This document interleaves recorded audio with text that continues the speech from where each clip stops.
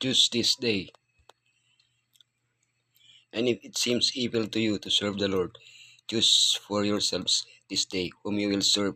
But as for me and my house, we will serve the Lord.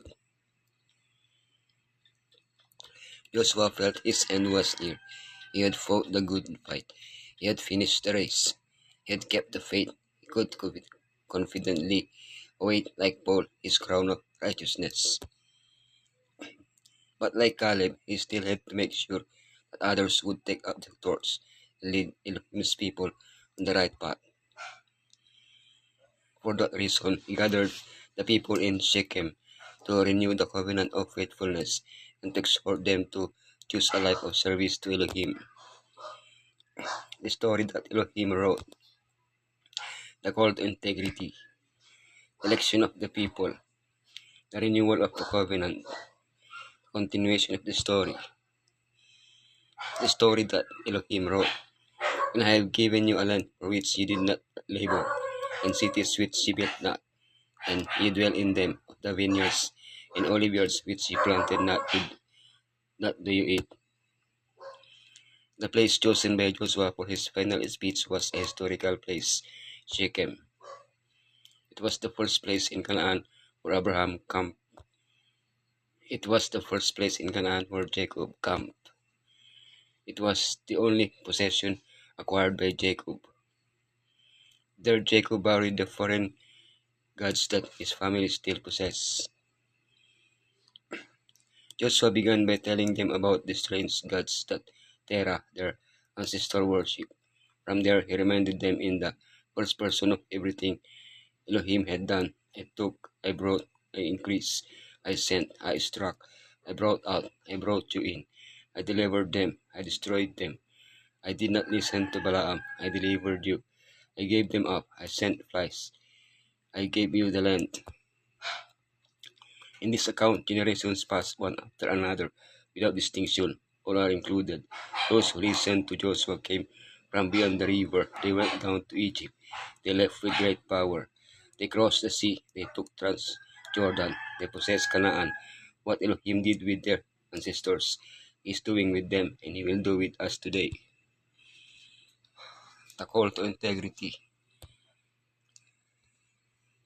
And if it seem evil unto you to serve the Lord, choose you this day whom you will serve, whether the gods which your fathers served that were on the other side of the flood, or the gods of the Amorites in whose land you dwell. But as for me and my house, we will serve the Lord. Just as Jacob invited his family to bury their gods before renewing their covenant with Elohim at Bethel, Joshua invites the people to abandon their gods before renewing their covenant with Elohim. They were to fear Elohim and serve Him in sincerity and in truth. What does this imply? To fear Elohim, to show profound respect for Him, is infinitely greater than I, and to accept Him as my King and Lord.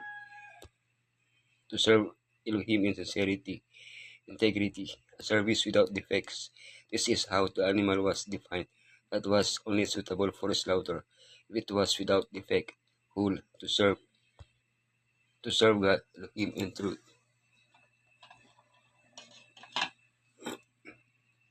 To be faithful, trustworthy, loyal, undivided, and consistent, to reflect through my life my gratitude to Elohim for what He has done in me.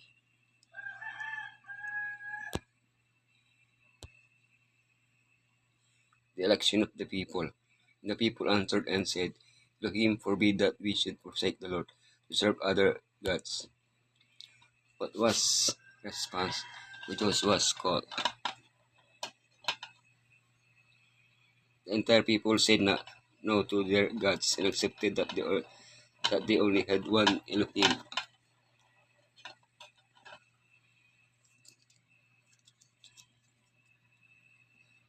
Our Elohim, the same one who had guided them, both their ancestors and themselves up to that moment.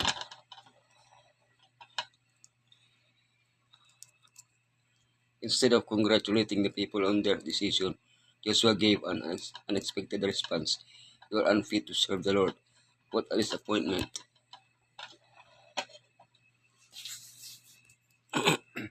So Joshua had heard his parents make the same promise and had seen how they had repeatedly broken it for 40 years. This harsh response achieved its purpose. The new generation was determined not to repeat the same mistakes. The renewal of the covenant. So Joshua made a covenant with the people that day and set them statute and an ordinance in Shechem. To conclude his speech, Joshua asked them to remove the gods that are among you, to turn their hearts back to Elohim.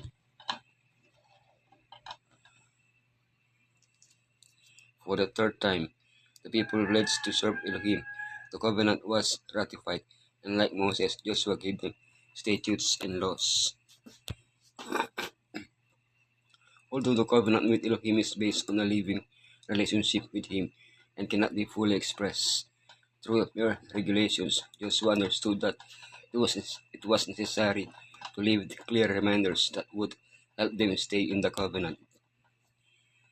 He put the covenant in writing and erected a memorial monument, a stone, to serve as a witness to the commitment they had made. The continuation of the story. And Israel served the Lord all the days of Joshua, and all the days of the elders that overlived Joshua, in which had known all the works of the Lord that he had done for Israel. The book of Joshua ends with three burials. One of them, prophesied hundreds of years earlier, was the burial of Joseph in Jacob's inheritance, the rebellious generation that had come out of Egypt, who was buried in the desert. But the new generation was to be buried in their inheritance. And with those who had remained faithful in an unfaithful generation, Joshua and Eleazar. This new generation remained faithful, but what about the next generation? Each generation must make its own covenant with Elohim. The faith of their parents can help them make the right decision, but the decision is theirs. Let us make our decision today. As for me and my household, we will serve the Lord. Our general, who has never lost a battle, expects willing, faithful service from everyone who has enlisted under his banner. In the closing controversy, now waging between their forces for good and the host of evil, expects all, laymen as well as ministers, to take part. All who have enlisted as his soldiers are to render faithful service as minutemen, with a keen sense of the responsibility resting upon them individually.